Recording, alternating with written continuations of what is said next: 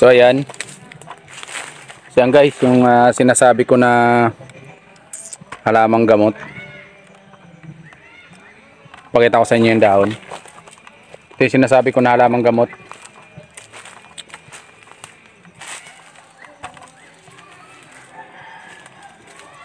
So ito yung dahon niya, no? Ganito. Ito yan. Sa Ilonggo yan, bugsaging, no? Sa amin. So yung dahon niya, pag inamoy mo yan siya, so amoy ano siya, amoy Vicks. Yung Vicks na ano, na pangano sa sipon. So yan, kukuha tayo ng ugat niyan. Ang ginagamit na gamot yan ay kanyang ugat.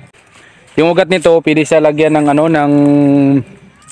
pwede sa lagyan ng alak. Wow. Tanduay, emperador, no, sa mga nagiinom, no, na ayaw payagan ng asawa. So magkuha ka na nito, tapos lagay mo sa buti para may dahilan ka para makatagay. So yan, kunin natin. Sayang, nandito na rin tayo. So pagkakataon na makuha natin yung ano, yung kanyang, makuha natin yung kanyang ugat.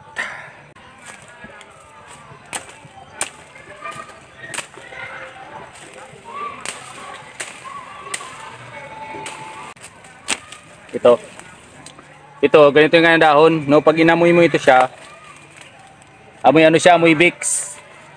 Ito gamot sa ubo, sa kate ng lalamunan, tapos sa mga nalason, no? Lagyan natin ng alak para, kasi pwede na rin, wala naman siyang ano wala siyang side effect.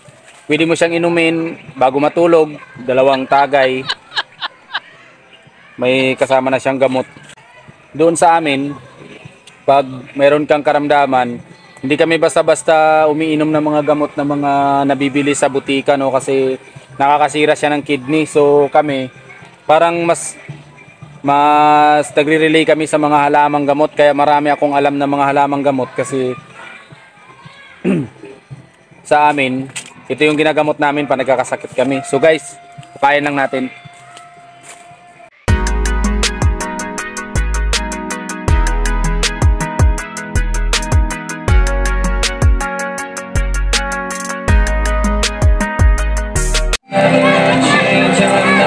So yun na guys, ito gamot sa lason, no, nakuha natin dun sa gubat. So dito tayo sa Pupunton River. Nagkataon na mayroong ano dito, mayroon tayong nakitang halamang gamot. So pagkakataon na rin, so kinuha natin yung kanyang ugat. So ugasan natin, tapos ilagay natin sa buti. So pwede mo siya lagyan din ng alak, kahit na vodka o rum, pwede, haluan mo siya, tapos inumin mo siya bago matulog, no? Parang ano na rin, marami kasi siyang dala na ano gamot sa sakit sa baga,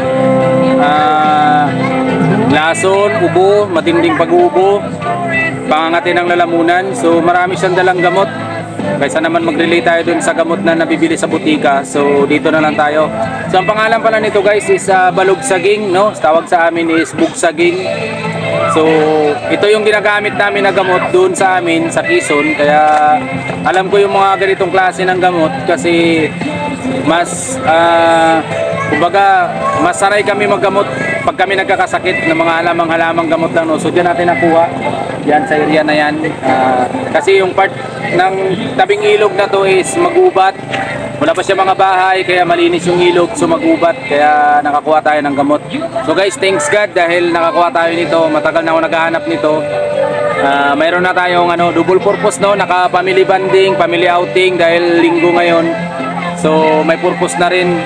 Kanina pagpunta ko doon, pagpasyal ko, nakakita ako ng gamot na to. So kaya thank you for watching guys. So sana may natutunan kayo na trivia ngayon. Pag mayroon dyan sa lugar nyo, pinakita ko yung dahon kanina.